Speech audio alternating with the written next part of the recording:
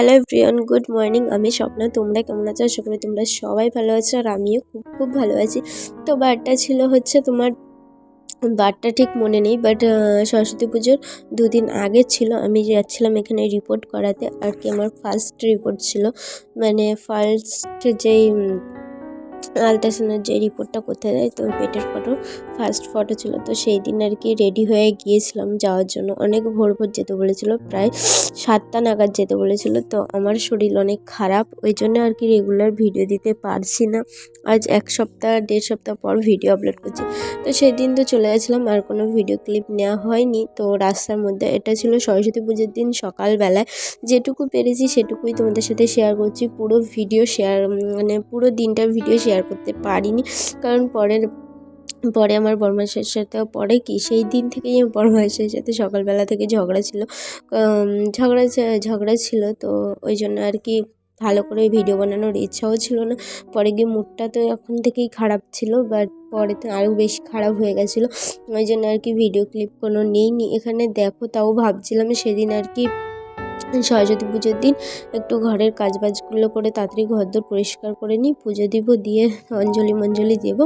তো বেশিক্ষণ না খেতেও থাকতে পারবো না, ওই কারণে আর কি তাড়াতাড়ি করে আর কি ভাবছিলাম কাজবাজগুলো সেরে নেবো। তাই সেদিন না অনেক সকালে উঠে গেছিলাম, প্রায় 5টা 5:30 নাগাদ উঠে গেছিলাম। বাইরে তো দরজার বাইরে দেখতে পাচ্ছিলাম কেমন অন্ধকারটা ছিল। তো তোমাদের সাথে কথা বলতে বলতে আমি বিছানাটা গুছিয়ে নিয়েছি, এবার ঘর ঝাড় দিতে এসেছি। ঘর ঝাড় দিতে যেটা বলি তোমাদেরকে, মেন কথা কী জানো তো, মানে নিজের মানুষের সাথে যখন একটু খুনসুটি হয়, তখন মানে কোনো কাজ বাজেই যেন মন বসে না। তাও যে কাজগুলো করছি এগুলো তাও মানে ইচ্ছার বিরুদ্ধে করছিলাম, কারণ ভাবছিলাম যে আজকের দিনটা এত ভালো দিন, একটু ঘরবার সব কিছু পরিষ্কার পরিচ্ছন্ন করে রাখতে হয়।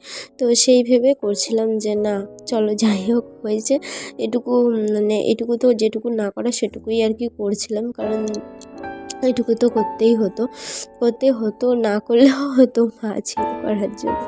তো মা করে নিত আমি না পারলেও, কিন্তু না, ভাবছিলাম ঠিক আছে মুড অফ করে কতক্ষণ বসে থাকবো, একটু কাজবাজ করলে মুডটাও ভালো লাগবে। কিন্তু কী কাজবাজ করবো গাইজ, যেটুকু তোমাদের সাথে শেয়ার করেছি ভিডিওতে, ঠিক সেইটুকুনি টাইমে আমার মুডটা তাও একটু ঠিক ছিল, তারপরে আরও মুড খারাপ হয়ে গেছিলো।